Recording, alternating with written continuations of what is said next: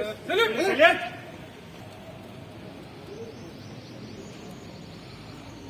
morning, my lords and the distinguished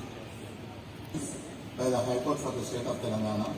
I feel it a great privilege in extending warm and hearty welcome to Honorable the Chief Justice Sri Alok Arale Garu, Honorable Judges of the High Court and respected family members of the Honorable Judges.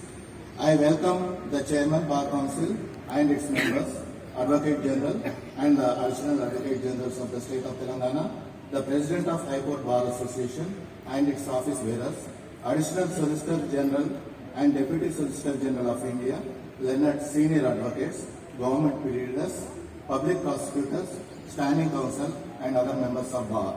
I also welcome the Registrars, Law Secretary, Government of Telangana, Director Judicial Academy, Member Secretary, Telangana State Legal Services Authority, Secretary, High Court Legal Services Committee, Office